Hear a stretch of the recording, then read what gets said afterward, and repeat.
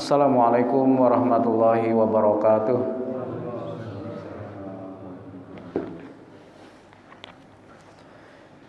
Innal hamdalillah nahmaduhu wa nasta'inuhu wa nastaghfiruh wa na'udzu billahi min syururi anfusina wa min sayyiati a'malina. May yahdihillahu fala mudhillalah wa may yudlil fala hadiyalah. Asyhadu an la ilaha illallah wahdahu la syarikalah wa asyhadu anna Muhammadan abduhu wa rasuluhu la nabiyya ba'dah. Allahumma shalli wa sallim ala Muhammad wa ala alihi wa ashabihi ajmain, amma ba'du. Qala Allah ta'ala a'udzu billahi minasyaitonir rajim. Ya ayyuhalladzina amanu taqullaha haqqa tuqatih wa la tamutunna illa wa antum muslimun. Ya ayyuhan nasu taqu rabbakumul ladzi khalaqakum min nafsin wahidah wa khalaqa minha zawjaha wa batha minhuma rijalan katsiran wa nisaa'a wattaqullaha alladzi tasaaluna bihi wal arham innallaha kana 'alaikum raqiba, amma ba'du. Bapak-bapak, ibu-ibu, hadirin wal hadirat jamaah subuh Musalla Miftahul Jannah rahimani wa rahimakumullah.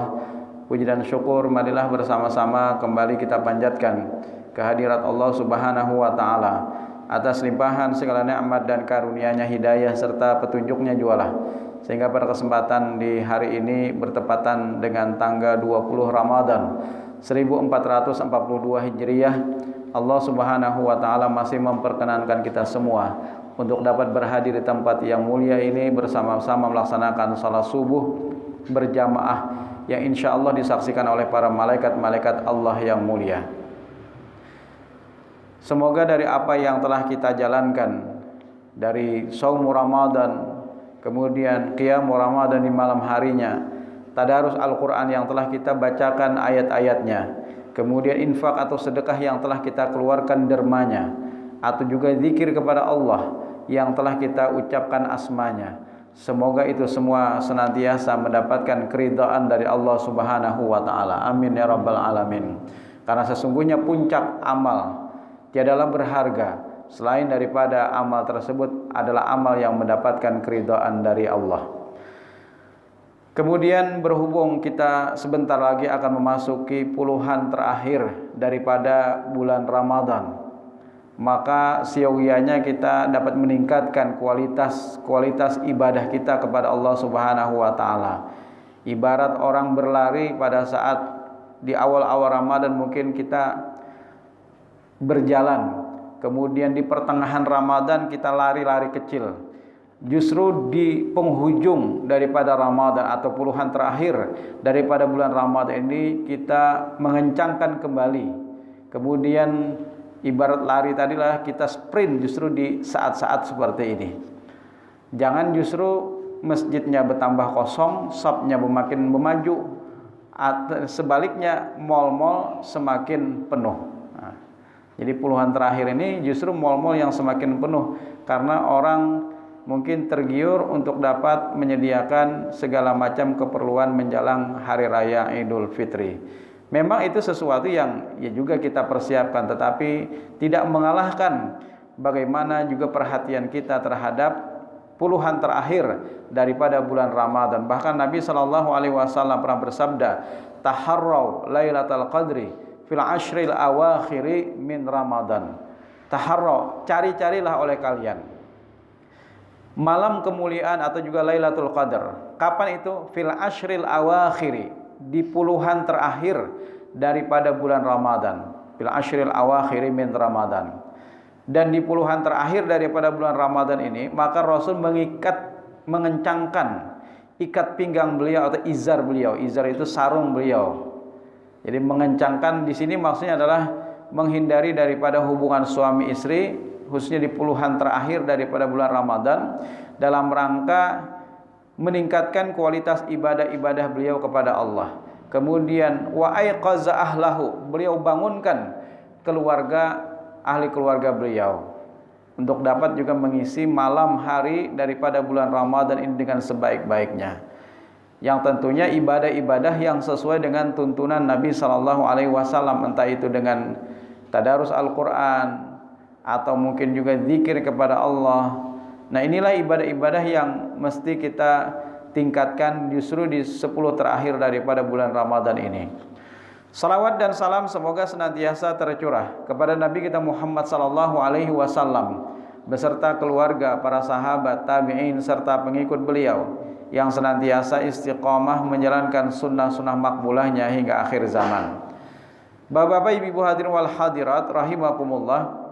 Suatu ketika Nabi sallallahu alaihi wasallam pada saat beliau duduk dengan para sahabat, kemudian Nabi pun berujar, "Yatlu alaikumul an rajulun min ahlil jannah."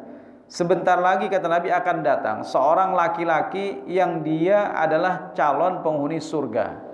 Walaupun kita insya Allah juga adalah calon penghuni surga, karena setiap orang mukmin itu insya Allah adalah sebagai calon penghuni surga. Nah, pada saat itu Nabi berkata demikian, "Yatlu alaikumul an rajulun min ahlil jannah."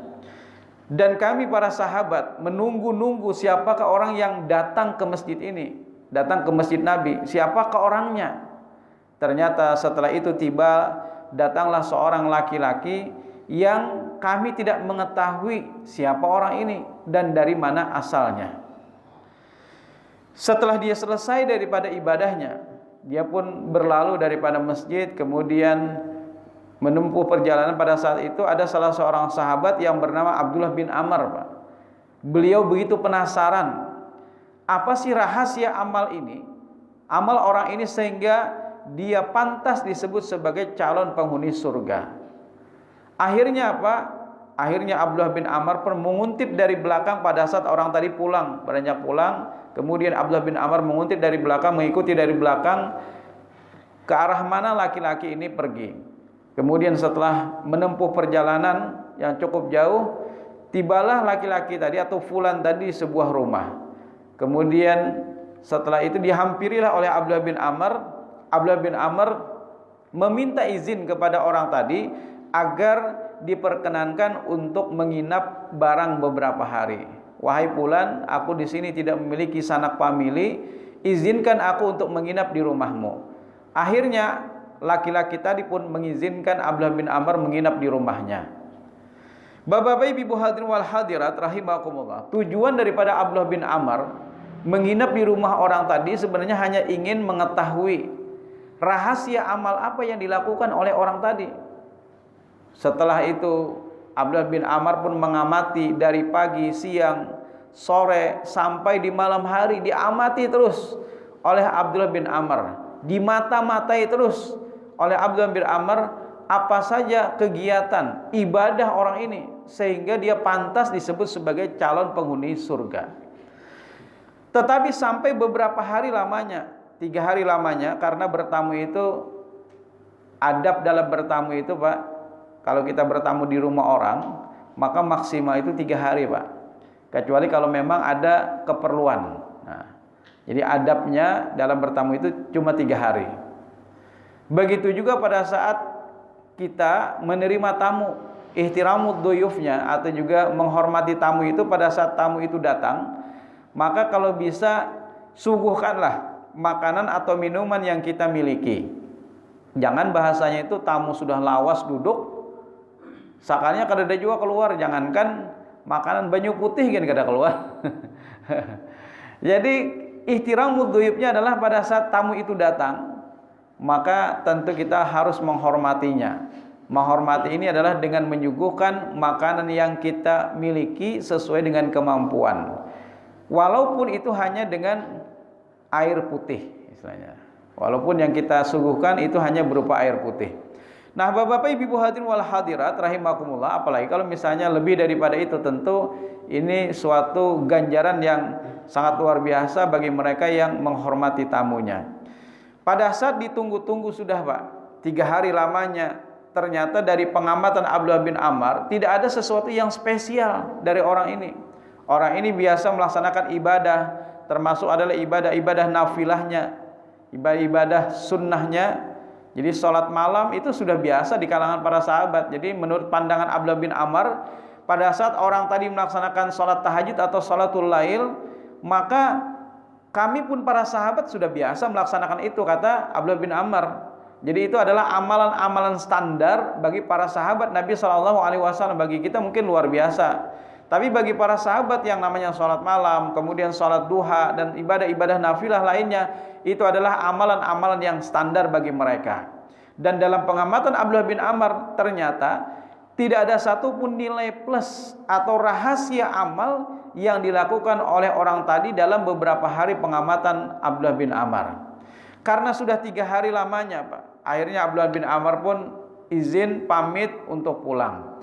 Tetapi sebelum beliau pulang, beliau pun mengutarakan bahwa maksud beliau menginap di rumah orang tadi, ya fulan, sesungguhnya maksudku menginap di rumahmu ini adalah hanya ingin mengetahui rahasia amal apa yang engkau lakukan sehingga engkau disebut sebagai calon penghuni surga.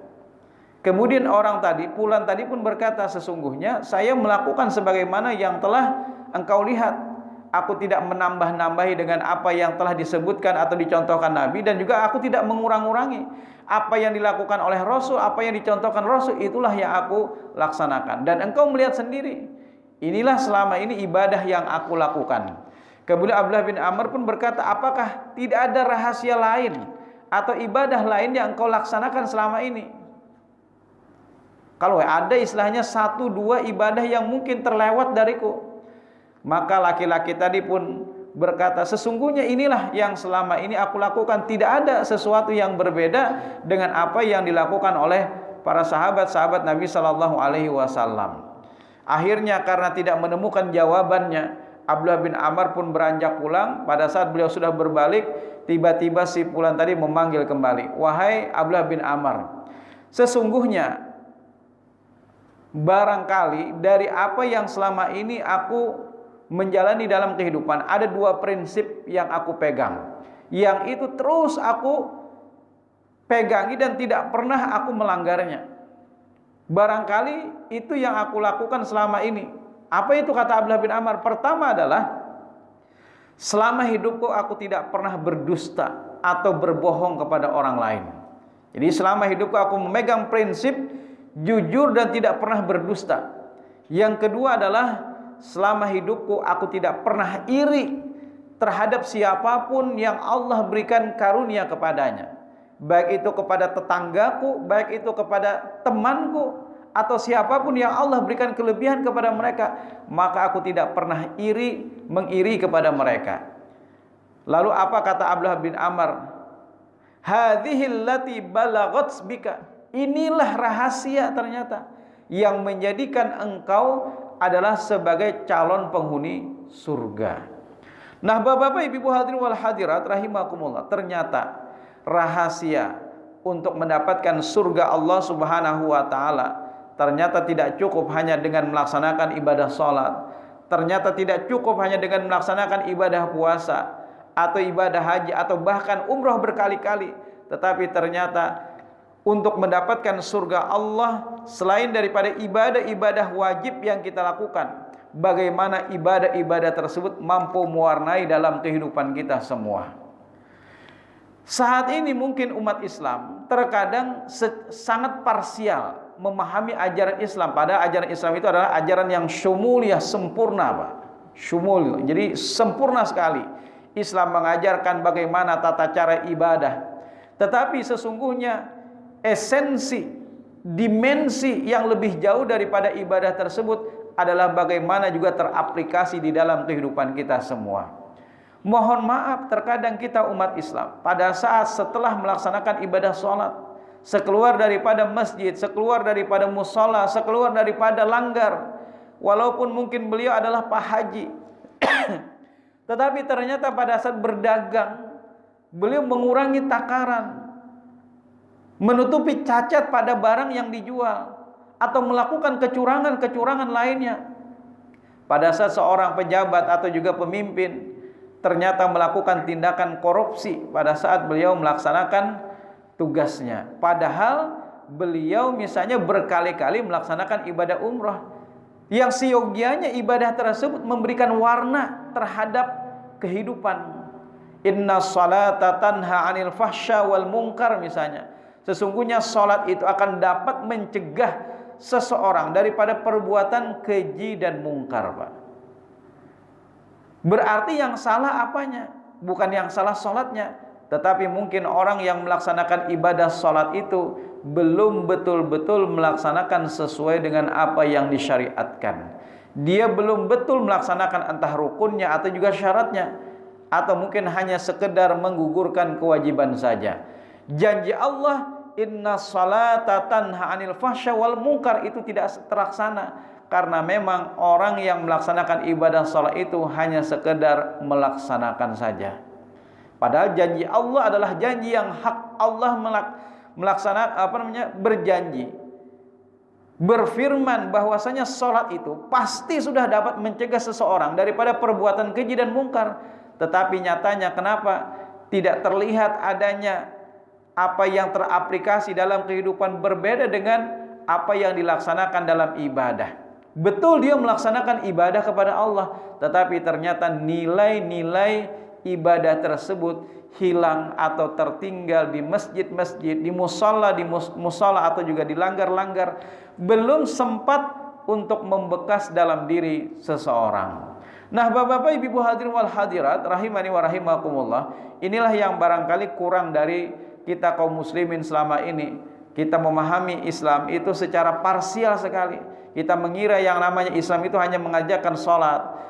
Salat ada sesuatu yang wajib, tidak boleh kita tinggalkan. Tetapi sebenarnya esensi yang lebih jauh daripada ibadah salat, puasa dan ibadah-ibadah lainnya, bagaimana sesungguhnya mampu mewarnai kehidupan kita semua. Bapak-bapak, Ibu hadirin wal hadirat rahimakumullah, ada sebuah survei yang dilakukan oleh seorang dosen Muslim, Hussein Askari. Beliau adalah dosen di Universitas Washington atau juga USA sana. Jadi beliau meranking 206 negara. Manakah negara yang paling Islami, Pak? Jadi mana negara yang paling Islami? Ternyata fakta yang cukup mencengangkan. Negara yang paling Islami di 1 sampai 5 besar, Pak. 1 sampai peringkat 5 itu diduduki oleh negara-negara Eropa, Pak. Selandia Baru, Finlandia, bahkan Finlandia itu angka korupsinya 0, Pak. Angka korupsinya 0%. Tidak ada sekali korupsi.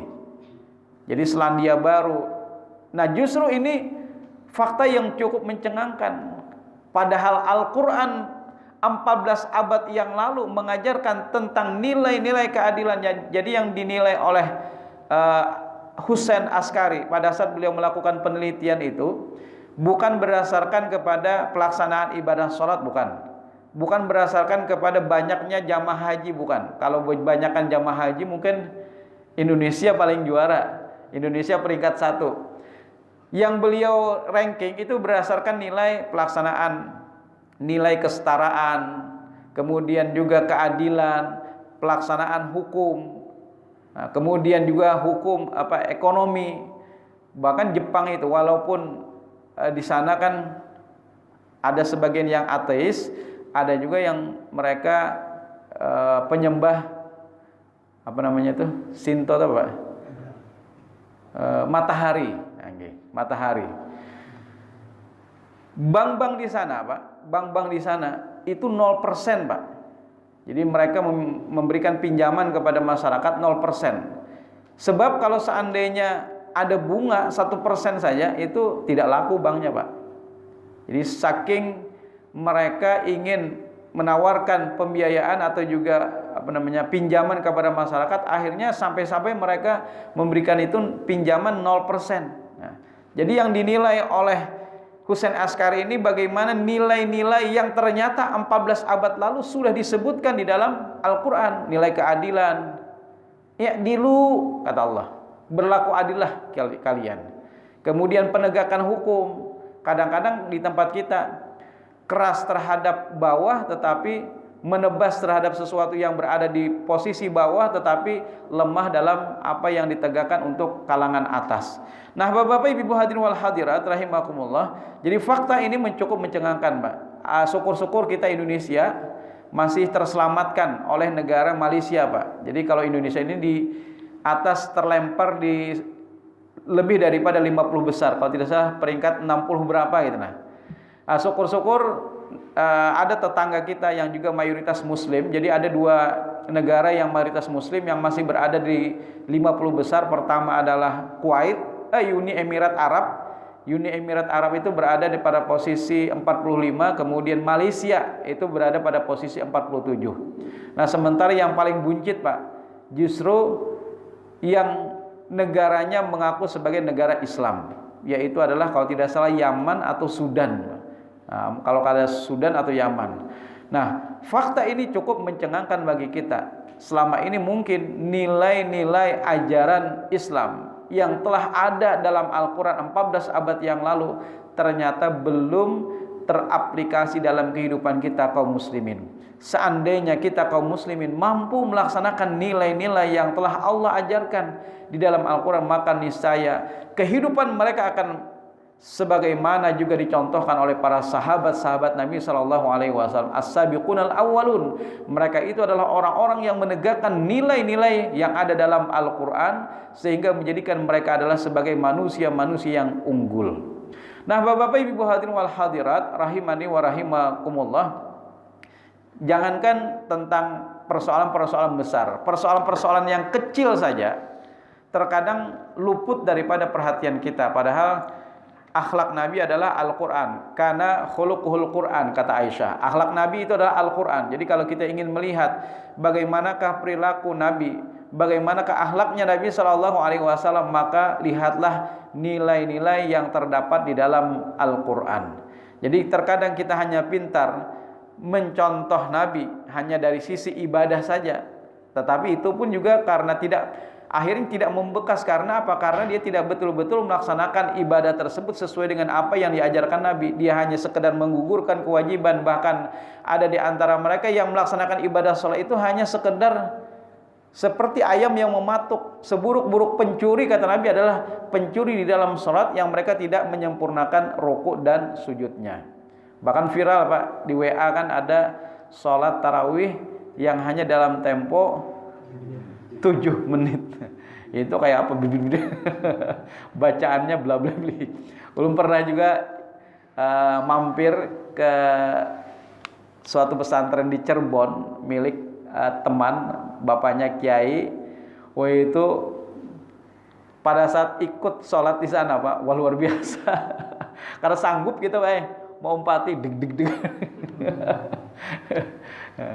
Bapak-bapak, Ibu hadirin wal hadirat rahimani wa rahimakumullah.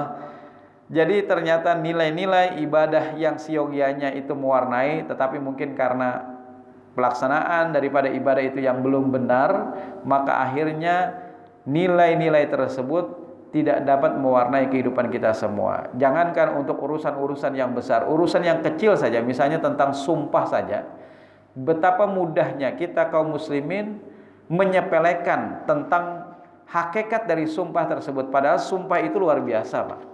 Wallahi, misalnya pada saat seseorang berjanji demi Allah, itu konsekuensinya sudah luar biasa, Pak. Nah, saat ini karena ada sebagian orang yang tidak mau disumpah atau tidak mau terikat dengan sumpah, akhirnya dia mengganti wallahi itu dengan waluhi, Pak. Ya kan? Itu tambah dosa lagi. Siogianya wallahi, demi Allah, itu kalimat yang hak. Jangankan kita ganti waluhi, kita ganti dengan aku bersumpah demi diriku, atau aku bersumpah demi ayahku, itu sudah dianggap sebagai perbuatan syirik. Karena sesungguhnya sumpah itu hanya atas nama Allah Subhanahu wa ta'ala. Jadi kalimat sumpah atau huruf qasam itu waw, ta, bi. Wallahi, tallahi, billahi. Jadi pada saat seseorang bersumpah, pemimpin bersumpah di bawah Al-Quran lagi. Walaupun yang namanya sumpah itu tidak mesti juga harus di bawah Al-Quran. Yang penting dia sudah mengucapkan demi Allah, maka berarti dia konsekuensinya adalah harus melaksanakan apa yang dia ucapkan. Nah, suatu ketika dalam sebuah hadis yang diriwayatkan oleh Abu Hurairah, Nabi SAW pernah bersabda, Ra'a Isa bin Maryam, Isa ibnu Maryam, Ra'a rajulan yasrik, melihat ada seorang laki-laki yang dari gerak-geriknya laki-laki ini adalah seperti seorang yang mencuri, betul. Orang ini kayaknya gerak-geriknya mencuri. Pada saat itu Isa berkata, asarakta, apakah engkau mencuri? Jadi setelah Isa itu mendekati, Isa pun berkata, apakah engkau mencuri? Laki-laki tadi berkata, la, walladzi la ilaha illa huwa. Tidak, demi zat yang tiada boleh diibadahi kecuali hanya Dia. Maksudnya dia bersumpah atas nama Allah. Jadi boleh wallahi billahi tallahi, atau boleh juga walladzi la ilaha illa huwa. Itu sumpah juga. Pada saat orang tadi sudah bersumpah atas nama Allah, lalu apa kata Isa? Amantu billah, aku beriman kepada Allah, atau aku percaya terhadap ucapannya. Maksudnya seperti itu. Karena apa? Karena pada saat seseorang bersumpah, maka kita yang mendengar sumpah itu harus percaya terhadap ucapannya. Amantu billah wa kadzabtu basari, dan aku dustakan penglihatanku sendiri. Jadi pada saat orang itu bersumpah sudah atas nama Allah, maka kita yang mendengar itu harus percaya dan bahkan mendustakan apa yang kita lihat sendiri. Jadi kata Isa, barangkali orang itu tidak mencuri, barangkali dia mengambil haknya, barangkali dia sudah izin kepada pemiliknya. Hanya dalam pandanganku saja mungkin seakan-akan orang ini pencuri, karena dia sudah bersumpah atas nama Allah, maka aku harus percaya kepada ucapannya. Cuma saat ini kadang-kadang sumpah itu karena sudah dibuat main-main oleh sebagian orang, jadinya kita antara percaya atau kada aja lagi Pak. Apalagi setiap orang melakukan kesalahan bersumpah, misalnya dia pintar memainkan sumpah, apalagi pedagang. Dalam sebuah hadis Nabi SAW, kata Nabi apa? Sumpah itu bisa melariskan dagangan, Pak. Jadi memang silahkan saja bersumpah. Misalnya kita berjualan bujuran tuh, amun misalnya kayak ini, biar memakai ini akan khasiatnya seperti ini. Walaupun itu benar, kata Nabi, walaupun sumpah itu akan melariskan dagang, tetapi akan dapat menghilangkan keberkahan pada jual beli. Jadi jual beli itu hilang keberkahannya kalau kita tambahi dengan sumpah-sumpah. Nauzubillah kalau sumpahnya ternyata dusta, nah itu maka berdosa. Benar pun apa yang kita lakukan, misalnya benar dalam dagangan dalam barang, kualitas barang itu memang sebagaimana hakikatnya, lalu kita bersumpah, memang itu sesuatu yang dibolehkan, tetapi akan dapat menghilangkan keberkahan pada jual beli tersebut. Nah, Bapak-bapak, Ibu hadirin wal hadirat rahimakumullah. Nah, inilah yang terkadang belum mewarnai kehidupan kita semua, hanya dalam urusan yang kecil, mudah, yaitu sumpah, tetapi ternyata konsekuensinya itu luar biasa. Banyak di antara kita kaum muslimin yang terlanggar. Nah, insya Allah juga demikian ucapan insya Allah, Pak. Insya Allah pada saat seseorang mengucapkan insya Allah, kadang-kadang di wadah kita ini hanya sekedar lipstik belaka, Pak. Jadi insya Allah itu hanya sekedar tameng saja untuk menghindari ajakan atau undangan orang tersebut. Misalnya kita mengundang, Pak, tanggal sekian ulun ada acara, nah hadir belah insya Allah di sini. Padahal sidin kada hendak menghadiri, cuma kada nyaman bepada bujur-bujur, lalu diselingi dengan ucapan insya Allah. Padahal yang namanya insya Allah itu, Pak, insya Allah itu adalah memang kalimat yang hak, yang datangnya dari Allah. Firman Allah dalam surah Al-Kahfi ayat 23 sampai dengan 24, Allah berfirman, wala taqulanna li syai'in inni fa'ilun dzalika ghadan. Janganlah sekali-kali kamu berkata bahwasanya aku akan melaksanakan itu besok. Kan sabab nuzul ayat ini, pada saat itu ada orang-orang Quraisy datang kepada Rasul. Wahai Muhammad, jelaskan kepada kami, terangkan kepada kami, ceritakan kepada kami tentang Ashabul Kahfi. Mereka sudah tahu tentang Ashabul Kahfi. Jadi mereka ingin mengetahui dari Nabi kita, apakah memang Nabi ini seseorang yang mengetahui tentang hikayat Ashabul Kahfi. Kemudian Nabi pun berkata, aku akan jelaskan kepada kalian besok. Tetapi pada saat itu Nabi tidak menyelipkan kata-kata insya Allah. Sebenarnya ini adalah sebagai pelajaran bagi kita, sebagai suatu pelajaran bagi kita umatnya, bahwa pada saat kita berjanji maka selingi dengan kalimat insya Allah. Cuma insya Allah yang seyogianya diajarkan itu adalah bukan untuk menghindari janji. Kadang-kadang kan ini untuk hanya sekedar menghindari janji. Padahal insya Allah itu adalah kalimat yang hak, yang kita niatannya ingin betul-betul melaksanakan janji itu. Tetapi Itu semua adalah atas kehendak Allah. Misalnya kita berjanji jam 10 ketemuan, Pak. Bisa jadi janji itu lewat 1 menit saja, Pak. Itu sudah istilahnya terlepas sudah kita. Maka itu kalau misalnya kita berjanji, maka selipkanlah dengan kata insya Allah. Kalau misalnya lewat 1 menit, 1 detik, maka termaafkanlah dengan kalimat insya Allah itu. Apalagi sampai jam karet setengah jam. Setengah jam karena datang-datang. Jadi sebenarnya 1 detik pun kita janji misalnya jam 10 ya kita bertemuan jam 10. Cuma di sini kadang-kadang kita kan di Indonesia ini jam 10-an ya. Jam 10-an. Jam 10-an itu bisa tekan jam 11 saya.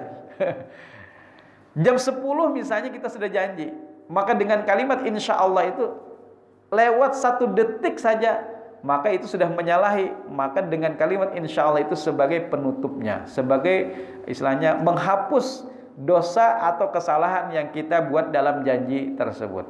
Atau mungkin kita janji ketemu di suatu tempat, tetapi ternyata di depan sudah kita ketemu, berarti bukan sebagaimana yang kita janjikan. Nah itu juga itu salah satu yang terlepas daripada apa yang kita janjikan, sehingga dengan kalimat insya Allah itu adalah sebagai penutupnya.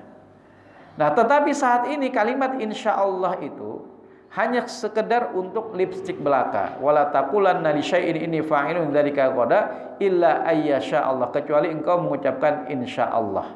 Nah, Bapak-bapak, Ibu hadirin wal hadirat rahimakumullah, yang mohon maaf membuat kita sangat sedih sekali, kadang-kadang nang kita ucapi insya Allah ini pun menimpali insya Allah ini Pak pian ini bujur-bujur kakak jar. Insya Allahnya Indonesia ke Arab jar. Rupanya nang mengucapkan Indonesia, maka insya Allah ini hanya dibuat main-main. Padahal sebenarnya siapapun yang mengucapkan itu, entah orang Indonesia atau entah orang Arab, maka sama saja konsekuensinya. Nah, Bapak Ibu hadirin wal hadirat rahimani wa rahimakumullah. Jadi dari apa yang selama ini kita umat Islam memahami ajaran Islam, mungkin secara parsial kita memahami Islam hanya mengajarkan ibadah salat, puasa, zakat, haji, tetapi ternyata aspek nilai-nilai yang sesungguhnya di dalam ajaran Islam itu terlepas dalam kehidupan kita kaum muslimin. Mahjubun bil muslimin. Nilai-nilai yang unggul yang ada dalam Al-Qur'an yang Allah telah turunkan 14 abad yang lalu, ternyata mahjubun bil muslimin, tertutup oleh orang atau umat Islam itu sendiri. Ulun ada punya dosen dulu, beliau asalnya adalah Konghucu, Pak, Konghucu. Tapi setelah beliau masuk Islam, alhamdulillah beliau menjadi seorang pakar ekonomi Islam atau ekonomi syariah.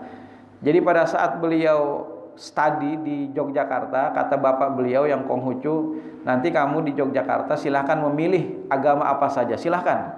Mau agama Hindu, Buddha, Kristen, Katolik atau Protestan, silahkan kamu pilih. Tapi asal jangan satu, yaitu agama Islam.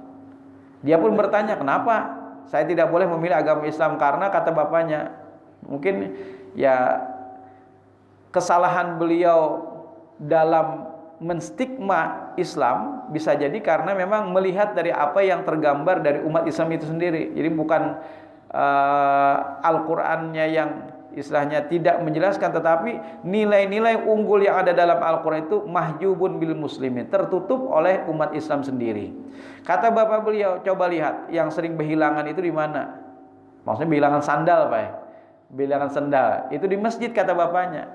Kemudian yang paling kotor WC-nya di mana? WC masjid. Nah, lalu dengan sesuatu yang simple seperti ini, bapaknya mencontohkan seperti itu kepada anaknya. Lalu dia pun mengajarkan untuk tidak mengikuti ajaran Islam. Tetapi alhamdulillah beliau mendapatkan hidayah dari Allah.